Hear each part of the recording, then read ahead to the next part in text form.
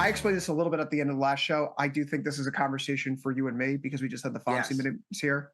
But I'm just Yes. going to go through this very slowly because this is a complicated Could you situation. please explain to the folks? I've been trying to explain it to the folks half the day today. The amount of just ridiculous nonsense interpreting what Treasury did today is really incredible. And I'm on the wrong. I'm on the right side of it, which is kind of shocking. I mean, you've known me for how long? I am celebrating that Bitcoin and gold are up and the dollar is down today. Me. This is insane.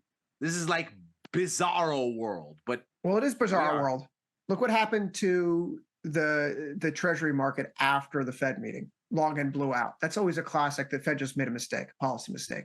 Yeah. Treasury announces that it's increasing the size of the nominal long end purchases, right? They say Department of Treasury is increasing at least by double the size of liquidity support buyback operations for longer dated nominal coupon securities, 10 to 20 sector and the 20 to 30 year sector. Which, by the way, they've been doing for a while. They have been. So the current operation was $2 billion. It's now going out to 4 per operation. The change, though, is effective September 9th, 2026, and will be in effect for the remainder of this refunding quarter through November 4th, 2026. Ilya, Election day is November 3rd, 2026. Keep that in the back of your mind. So what does this do? They say this increase in buyback operation sizes reflects Treasury's desire to provide greater liquidity support in longer dated nominal sectors where there's consistent, strong sponsorship from market participants, as evidenced by the significant volume of high quality offers Treasury routinely receives in longer dated buyback operations. Yeah. What does that all mean here? I said this morning on the morning show, traders are going to call it QE.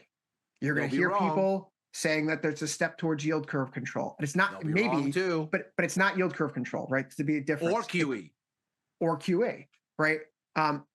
Treating them as a backdoor version of YCC or QE is missing the point of what the program's trying to accomplish here. And one of the reasons why I sold the rally today in bonds is because I think the market's missing the point of this operation, okay? The whole thing, just take a step back. What is YCC?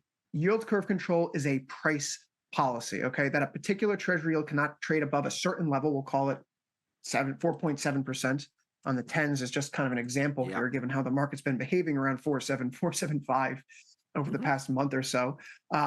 The treasury yield, it does not go above that level, right? The Fed creates reserves and buys whatever quantity is necessary of that note of that duration in order to defend its target. That's what we saw happening in Japan over the course of the past decade or so. So what the Treasury announced here is not a specific price target. Like we're going to keep the 10-year at 4.7. So therefore, not yield curve control. Not yield curve control. There is no control. There's no control. There's no target. There's no control.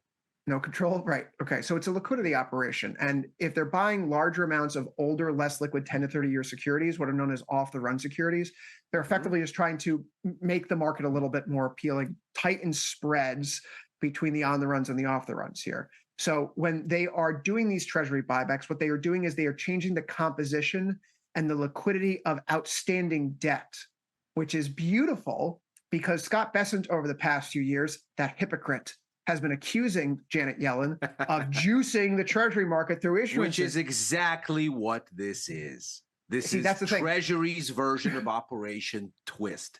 Just all the things that they were accusing Yellen of doing, they are now doing themselves, which Yellen actually wasn't doing at the time. No. Now they're doing it themselves here. No. It's remarkable. She was not doing them. She was focusing issuance on the short end. This is factual.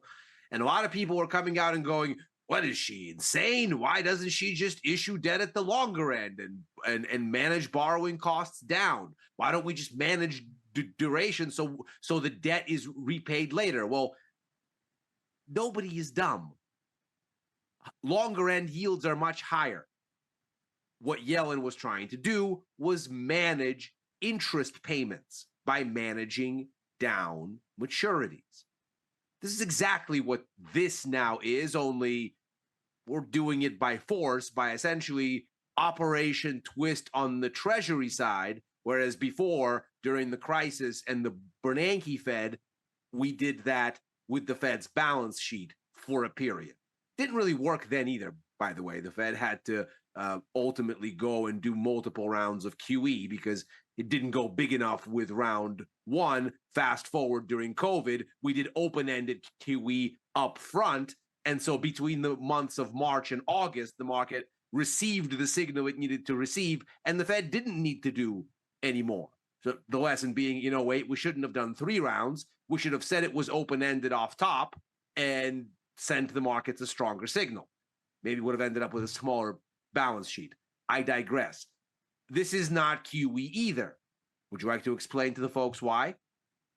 Oh, in effect, I mean, this is like kind of like a sterilized bond program here because Treasury doesn't create money. What they're doing is it can't be QE because the Treasury can't create money. So they're financing this through their broader issuance program, and they're taking these old illiquid QSIPs out of the system while issuing more liquid debt elsewhere. So this is a debt short management end debt, it would seem. So again, debt management policy. Yellen adjacent in the sense that we're flipping the supply of outstanding U.S. debt, taking out a bunch of really stale off-the-run long-end paper and replacing it with new, shiny short-end paper. The conversation in the statement seems to say, well, there's strong market sponsorship at the long end.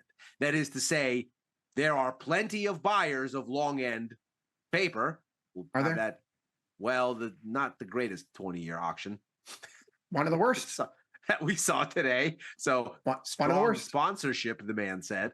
Well, which goes to show that, I mean, they just did QRA 2 weeks ago. And then we had this announcement today before the 20-year auction. This may have been the worst 20-year auction on record coming down the pipeline had they not intervened. Yeah.